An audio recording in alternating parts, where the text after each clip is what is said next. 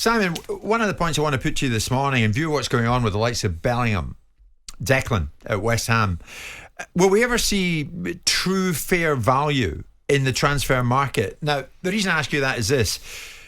Jude Bellingham, is he a fair benchmark and barometer regards the fee needed to price Declan Rice away from West Ham? West Ham will reportedly benchmark the transfer fee that is paid for Bellingham when it comes to negotiating the sale of Declan this summer. It's largely thought he's out of there, maybe Arsenal, maybe Chelsea. That remains to be seen.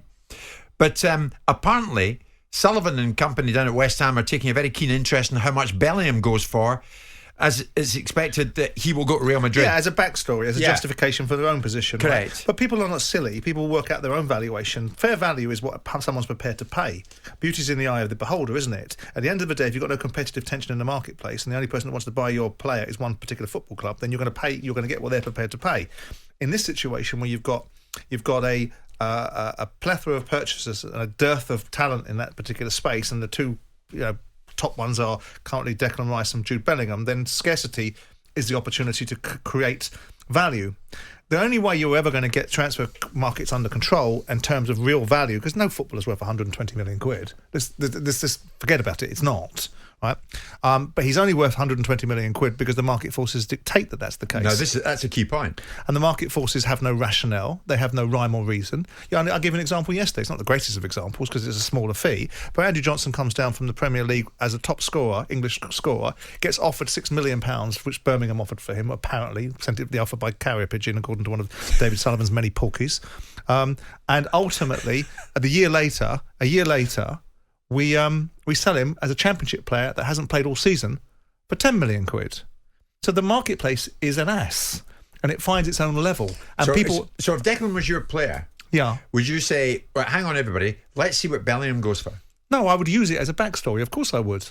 I would want Declan Rice to go for more than Jude Bellingham if I was David Sullivan, because I wouldn't be looking over at Jude Bellingham saying what Borussia Dortmund get for Jude Bellingham is their business, and lucky for them, and I'm not getting one single copper coin of that, so I need to worry about what I'm getting. But when I've got an opportunity to push back against the notion, hang on, people are saying he's not worth it, I'll point to him over there and say, this is the marketplace.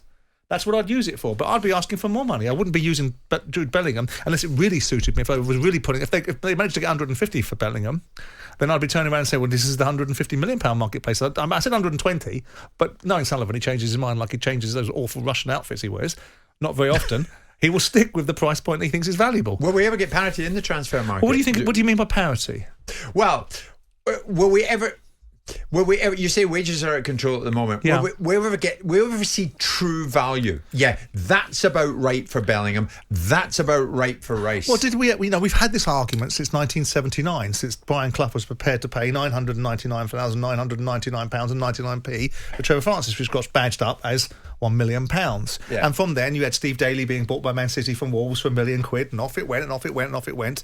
And we go through the gears to where we've landed to this space now. And we follow the trajectory of revenues in football from what Forest must have been getting in 1979 for £1 million player to what someone must be getting for a £100 million player in revenue. And I would suspect that the turnover of Nottingham Forest was in the single millions, and the turnover of Manchester City, when they paid 100 million for Jack Grealish, was 500 million. So it's all relative.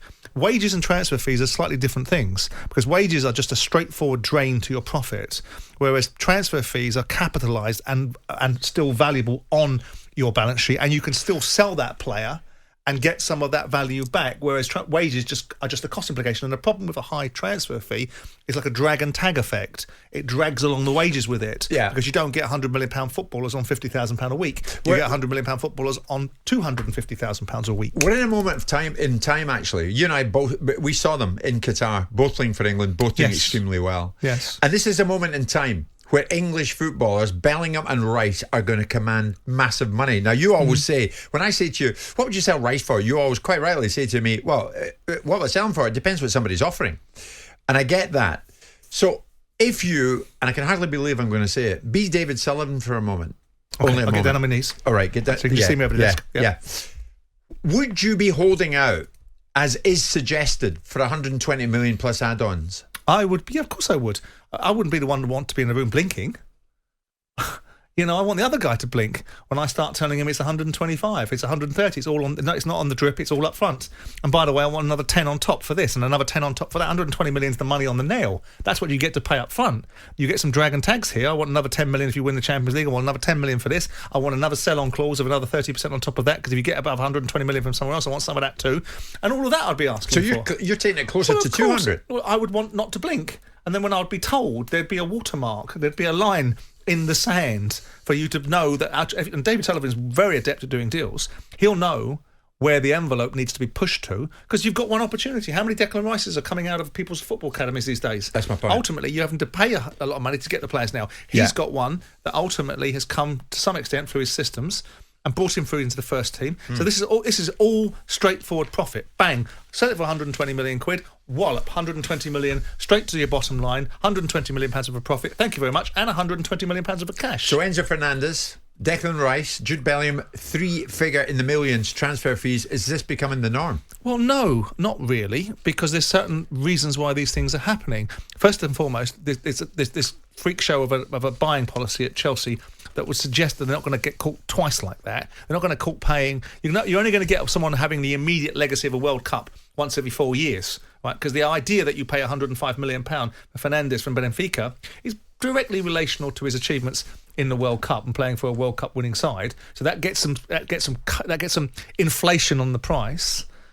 Football is keep on going. I'm sat here advocating for the Netflix of football, suggesting that we can bring in, stop that £3 billion a year, that movie of the week, Iron Man franchise sort of value. Let's give us the real value in football. Let's give us the 10 and 15 billion quid. What do you think's going to happen then? Yeah, exactly. When you've got 15 billion quid coming in, do you think someone's going to turn around and say, well, I'll tell you what I'm going to do. Now let's really turn the tap off on the wages. It'll go even bigger, won't it?